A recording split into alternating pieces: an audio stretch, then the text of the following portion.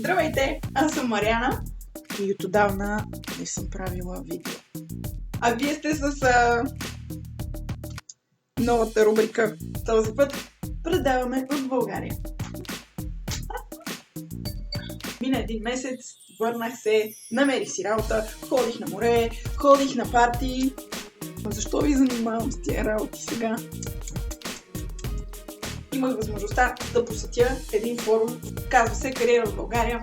Реших все пак да отида и да направя едно кръгче, за да видя какви компании има, какво предлагат и какво търсят като кадри. Много се радвам, защото се запознах с едни много симпатични хора от тук-там. Мои приятели ми казаха, че има такова движение на българите, които са се завърнали от чужбина. Препоръчвам на всички да отидат на страницата им в Facebook, тук-там, и да кликнат бутончето, което се нарича сигурно най-вероятно на български "Харесай". Аз ги харесах, отидох, запознахме се и също се оказва, че има страшно много млади българи, които се завръщат в България. Страхотно! Не съм сама! Друго нещо, което ми хареса, е, че София е разкопана! Хубаво е, че ще има метро. Вече има метро, София ми изглежда доста чиста в сравнение с Париж, който е доста мръсен. Изглежда! Естествено, сега ще кажете: Париж.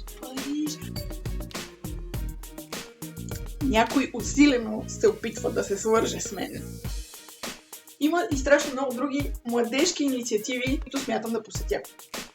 Едно от тези мероприятия, както казах, е срещи на младото европейско кино. Какво е това, ще попитате вие. Преди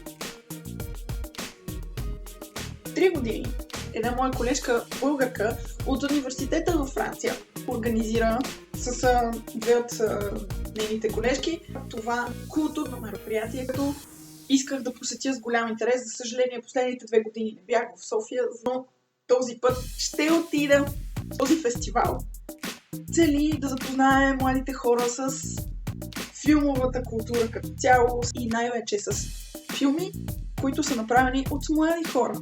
Ако се интересувате от кино и ако сте дори като киноманяци или въобще обичате киното, ви препоръчам непременно да отидете.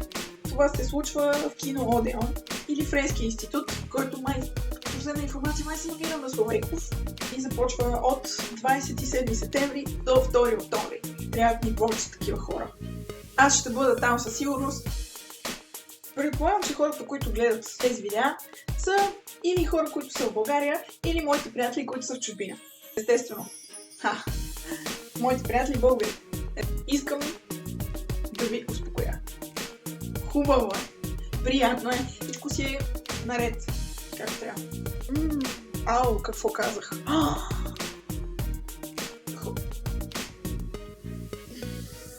Другото културно мероприятие, на което се каня да отида, е една изложба и сега ще ви разправям за нея.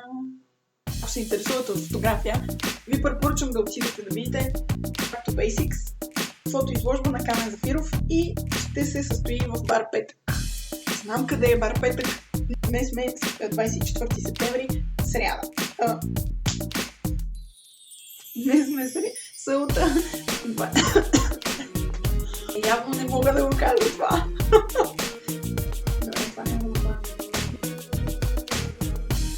За момента всичко се нарежда,